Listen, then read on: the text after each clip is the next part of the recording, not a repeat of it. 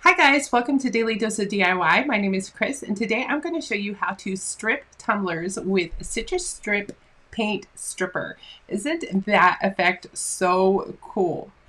We are going to cover how long you need to leave it on, what kind of tumblers you should use, and we're going to go from how to get your results from horrible to not too bad to perfect. We'll cover all the steps you need to make these amazing tumblers yourself. Let's go over and take a look at the supplies we'll need first. Okay, if you're ready to dive into stripping tumblers, the first thing you're going to need is Citristrip Paint and Varnish Stripping Gel. You're also going to need some tumblers that are painted. Most of them are powder coated. There's some that they might use different materials, but most that I found are powder coated. And I will link you in the description where I found these tumblers. I think they're the perfect size and they turned out great. You're also going to want a paintbrush. Any old cheap one will do. I got this at Walmart for a couple of dollars. Some gloves because this is a chemical and we don't want to get it on our hands. You'll need paper towels and a paper plate will be helpful. I forgot mine though, so we're just going to do it with paper towels. You'll also want a hair dryer, which I don't have a hair dryer. Am I the only one? I always let my hair air dryer. Got to get those curls all curly. But since I don't have a hair dryer, I'm going to use a heat gun on a low setting, so you can use that too. You'll also want blue masking tape to tape off the areas so it doesn't strip your whole tumbler. And I am using a permanent vinyl by Oracle. You can use any color. The color does not matter. It's a great way to use up scraps or some ugly colored vinyl that you don't want to use for any other project because the vinyl will be ruined. And you'll also need some transfer tape, plus something I forgot to grab and put in the pictures is you'll need some alcohol so we can clear our tumbler off. And you're also going to need an SVG file, right? I have this SVG file, Stay Humble, Hustle Hard, that you can use for free. You'll find in the description the link to grab this SVG. It's in my free SVG library, which is full of all kinds of SVGs you can use. You'll find this one under S for Stay Humble and Hustle Hard. I'm debating on adding this one in there. This was actually the first tumbler I did because I'm, like a go big or go home kind of girl, but this was a challenge to do a whole wrap. And plus the template will fit just these tumblers.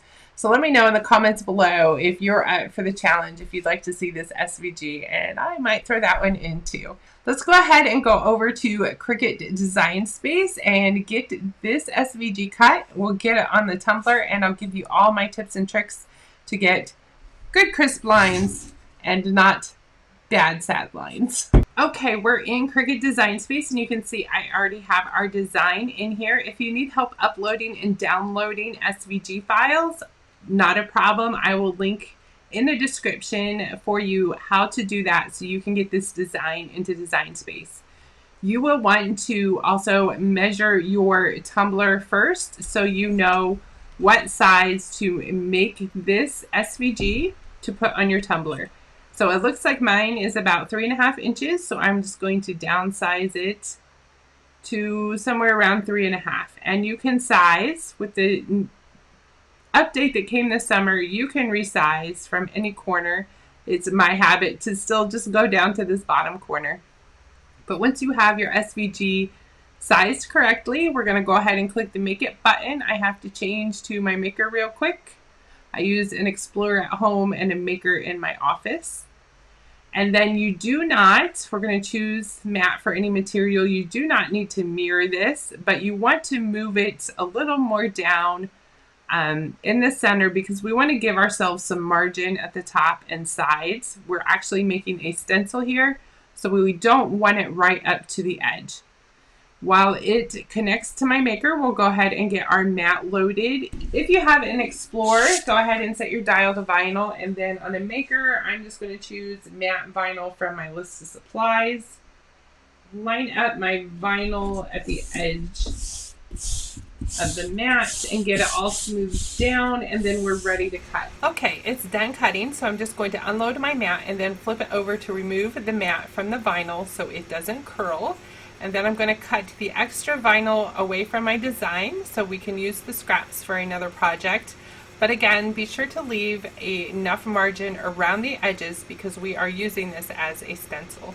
To weed a stencil, it's the opposite of doing a decal. So we're not going to pull out the outer edges. You actually pull out the inside parts of the design and the letters. Be sure to leave the centers of your letters, like the B's and D's, in place, but pull out the outer letters and any other parts of the design. Now we're ready for the transfer tape. Cut it down to the size of your stencil and then remove the paper backing. Place it over your decal and burnish or rub it really hard with your scraper tool to remove any air bubbles and to make sure the vinyl sticks well. I have a little bit too much extra space on the sides of this stencil, so I'm going to trim some off, and then I'm going to cut little slits, 2 slits per side. That's going to help us get it on our tumbler nice and smooth. Before we transfer our stencil, we first need to clean off our tumbler with some alcohol, so I got some here. And I forgot to show you this handy little tumbler holder I made. It will change your life. I will link in the description the video on how to make this. If you make a lot of tumblers, you're going to want to have it, trust me. So I'm going to put this down here and stick our tumbler on. I'm just going to put some alcohol on a paper towel and wipe off, make sure we get all the fingerprints off. We want this vinyl to stick here really good. So once this dries, now that I have it cleaned off, see how handy this is? The tumbler's not rolling around. It is really great when we are putting the transfers on. So okay, we're ready to add our transfer.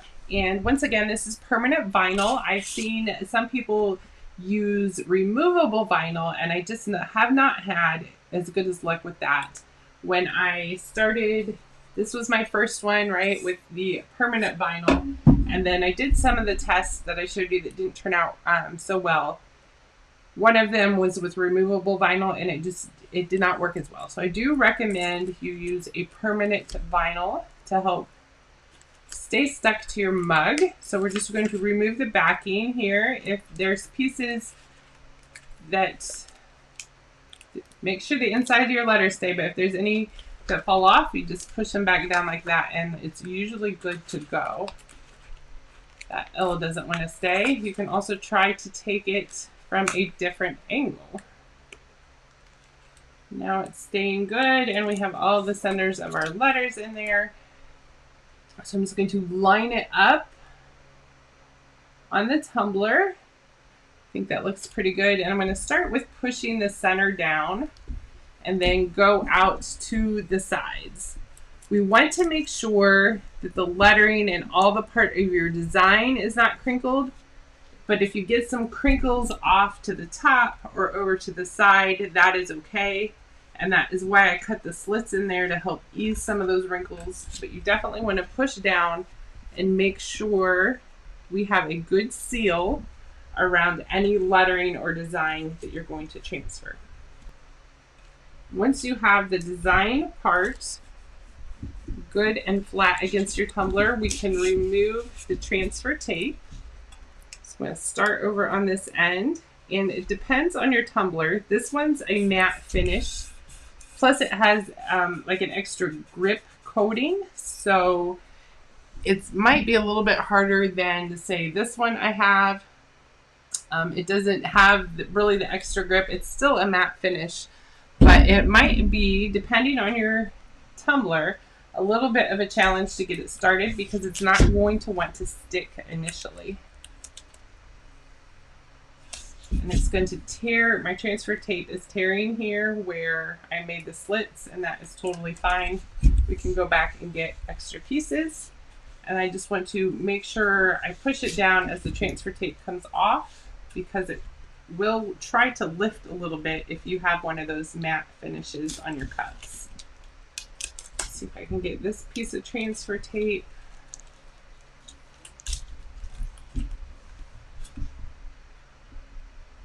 Smooth out that little wrinkle. So I'm going to continue to work on getting my transfer tape off. It will come in off in strips, like I mentioned, and once it's off, we'll talk about how to apply the Citristrip and how long you should leave it on and all that good stuff. Okay, I have it all smoothed down around here. As you can see, I mentioned before, the wrinkles off to the side is no big deal. The next thing you want to do is take your, wasn't that so easy with this tool? I'm telling you, you need one. Actually, I might keep using it for the tape because it's starting to roll around on me. You want to tape off the bottoms and the sides because while your citrus strip is sitting there, it will run a little bit, and you don't want to strip the paint off. I didn't do the bottom of this cup. Turned out beautiful, except for my bottom got messed up.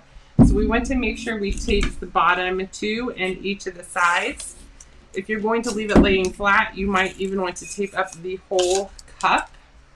I leave mine standing up like this. So if you leave it like this, it will drip down and strip the paint on this back part here. So you want to cover all your paint that you don't want stripped with this blue painter's tape. And plus going around the edges just helps ensure that our stencil is stuck down well.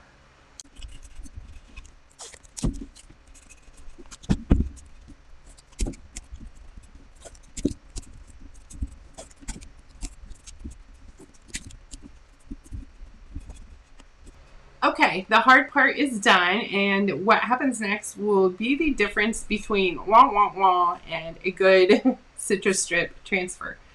When I did this first one, I went ahead, I didn't have citrus strip, but I went ahead and I did the design and I applied it to my cup and I let it set overnight, and I bought the citrus strip the next day. All of my other tests, when I just applied the stencil, and of course there's different times on how long we leave the citrus strip on there. When I applied the stencil and then citrus stripped right away, it didn't turn out as nice and crisp as this one. And one of the reasons I believe that is because once you put vinyl on something, it takes a little while for it to cure. So from this stage, I would let your cup set at least overnight and let this vinyl cure and get good and stuck. I have one here in black that we're going to continue on our tutorial with, because this one I'm going to let sit until tomorrow when I will add the citrus strip. So after your vinyl has cured, we're just going to hit it with some heat. Again, a hairdryer will work perfectly. I'm using my heat gun on a low setting. I think I have it on a 2 or a 3. Any of the tests I did that did not use the heat gun did not turn out as crisp as the lines as the test I did use the heat gun to help the vinyl adhere more. So I'm just going to go over, warm it up really good, and make sure the vinyl is stuck down and we don't have any wrinkles. Now that our tumbler is all prepped, we're ready for the citrus strip. I forgot my paper plate, so I'm just going to use this paper backing. I think it'll be fine. Be sure to shake your citrus strip up really well first, and then squeeze some out onto your paper plate or whatever you're using. It kind of has the consistency of snot. I'm sorry if I just made somebody gag. Maybe slime would be a better word, but it does have a thicker consistency. I'm going to put a paper towel under my tumbler to protect things, and then grab my paintbrush and we're going to get it applied. To apply the citrus strip, you want to get a good amount on your brush, and then you just sort of want to lay it and blob it on over your design. You don't necessarily want to use brush strokes like painting, because that can push it up under your vinyl. And then once you get your whole design covered, just lightly go over the top and spread it around and make sure you have even coverage everywhere. Now here is where you can also fail or have a good turnout. And that is, how long do we leave it on there, right? So this one I did 2 hours. It was perfect. This one I did 3 hours. Not so great. This one I only did 1 hour, and it didn't really, I don't even know if you can tell in there, it faded a little bit. And the reason I got some of it off is I used my weeding tool to scrape it, and it scraped off pretty easy and it kept its crisp lines. But this is about where my hand got tired of scraping, and I thought, no, an hour is not long enough. But I am going to show you what you should look for. So I'm going to set my timer for an hour. We'll come back and check on this, and then an hour and a half We'll check on it in 2 hours. We'll check on it again. I think this cup will be somewhere between an hour and a half to 2 hours to ready. So you'll see what not ready looks like versus what ready looks like. And it might take some testing on your cups.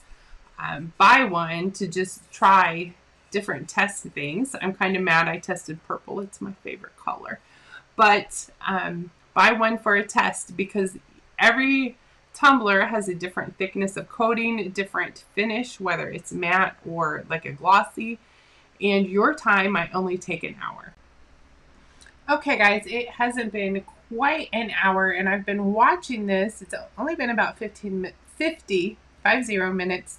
I've been watching this as I've been working on other projects, and I can already see that it is ready to wipe off, which proves another theory I had, that it also will depend on the color of the cup you have.